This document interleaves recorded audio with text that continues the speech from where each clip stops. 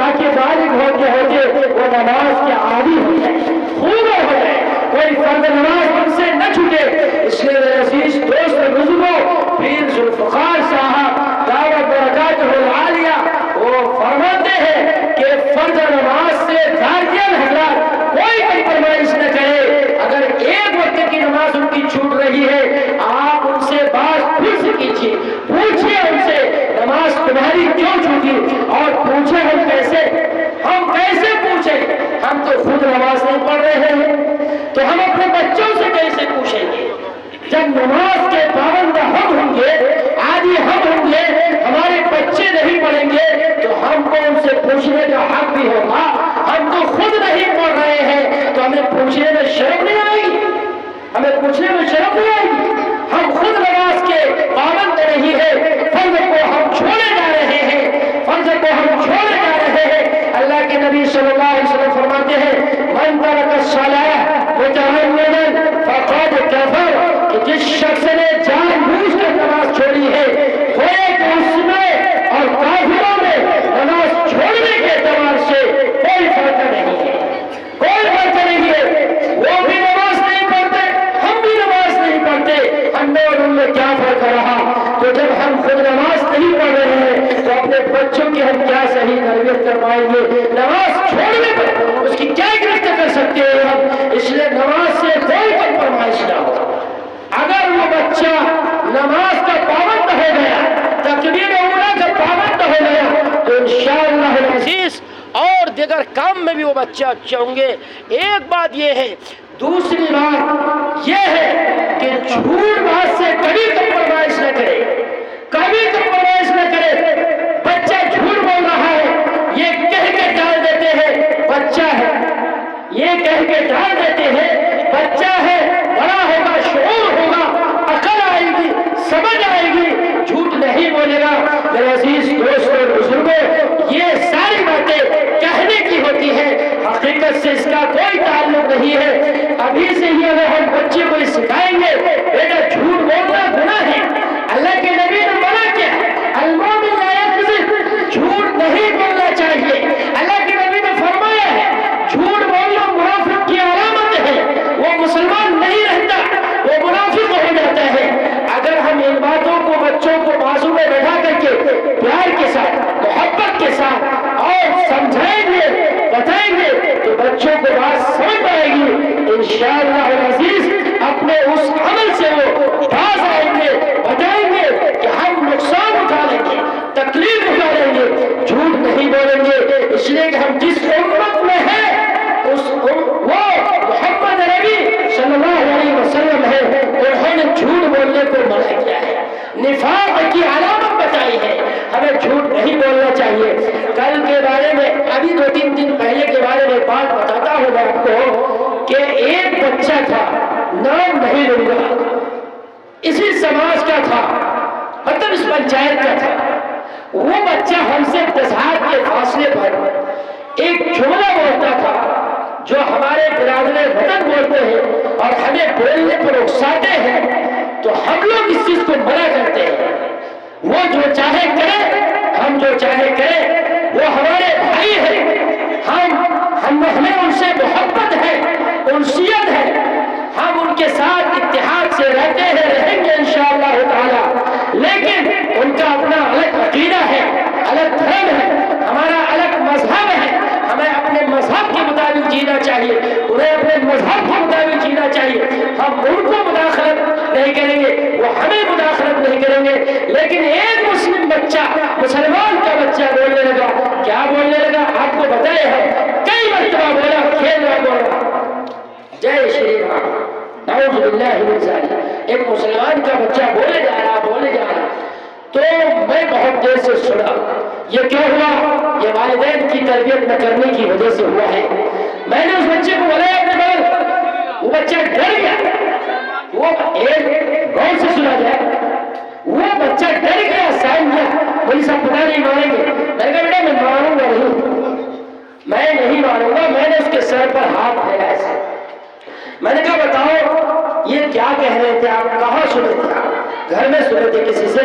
کچھ نہیں، خاموش۔ کہاں سنے تھے؟ کچھ نہیں، خاموش۔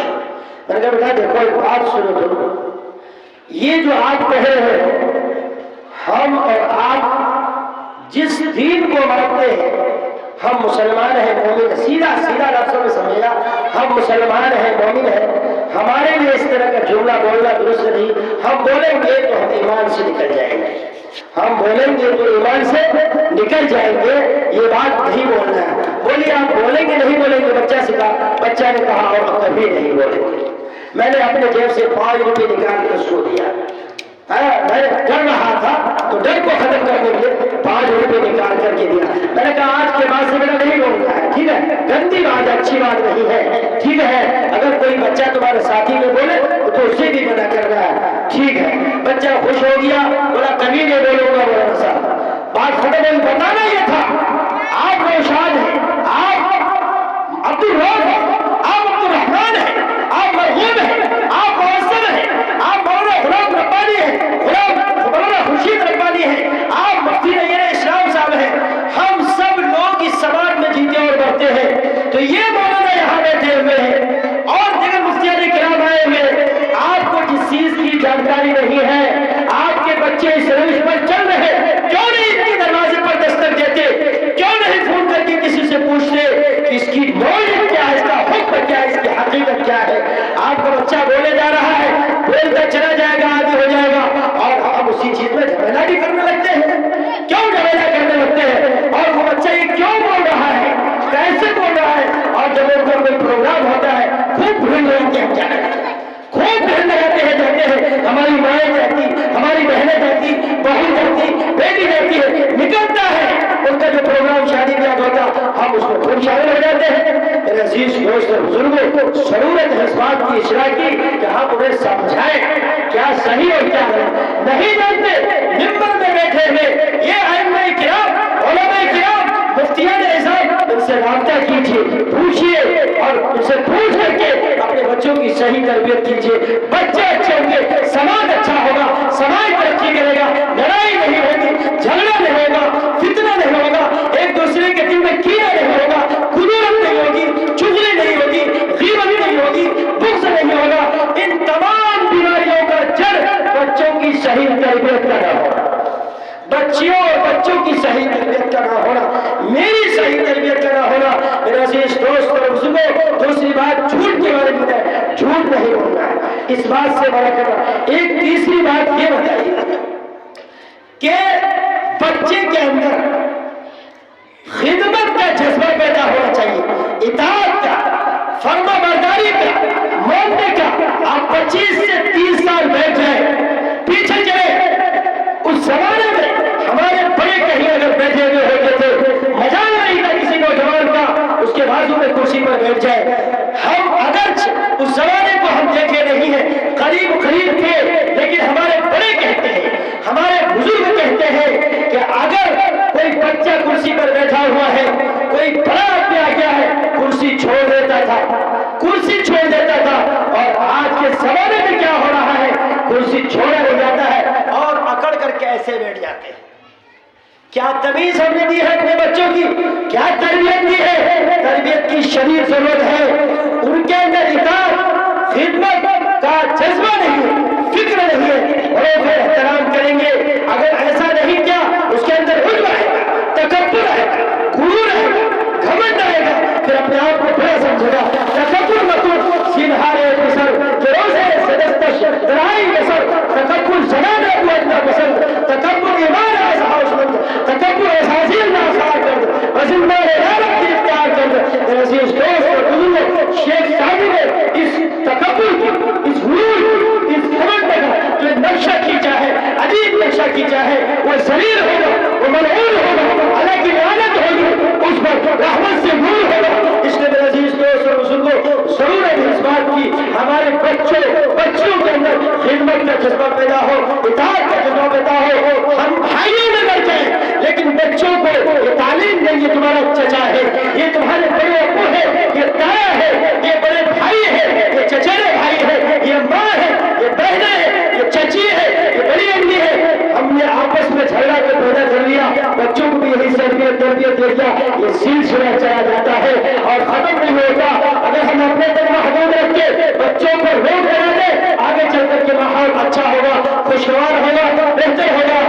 بچے اچھے ہوں گے، دھیرے دھیرے رنجش ختم ہو جائے گی، تکلیفیں دور ہو جائے گی، دکھ ختم ہو جائے گا، ہم سب کے سب خوشحال رہیں گے۔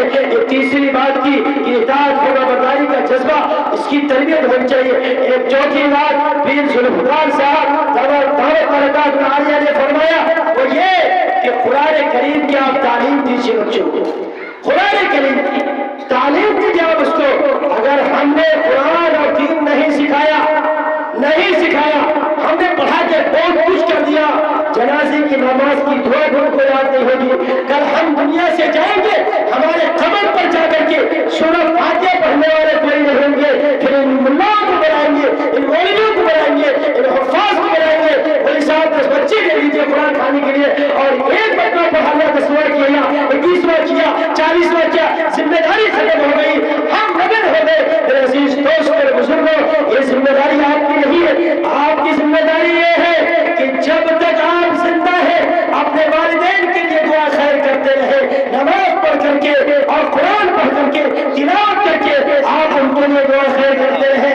ہمیں امید ہے کہ آپ ان باتوں پر عمل کرنے کی کوشش کریں گے، اپنے بچوں کو اور اپنے بچوں کی صحیح تربیت کرنے کی کوشش کریں گے۔ اس لیے میرے عزیز دوست اور بزرگوں، میں انہی چند باتوں پر اپنی بات کو ختم کرنے جا رہا ہوں، اس لیے کہ آپ کے منچ پر بڑے بڑے علماء کرام ہیں، ہم تو آپ سے مذاکرہ کر رہے تھے، آپ سے سیکھ رہے تھے، سکھانے والے حضرات اب آئے ہوئے ہیں، ہم دعا کرتے ہیں آپ پورا ان لوگوں سے مستفیض ہو، ان کی باتوں کو بہت سنے۔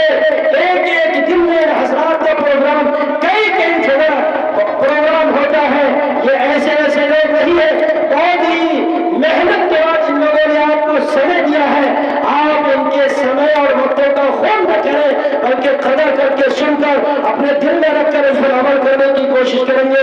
اللہ ہمیں اور آپ کو ان باتوں پر عمل کی توفیق عطا فرمائے، کہنے سننے سے زیادہ عمل کی توفیق عطا فرمائے۔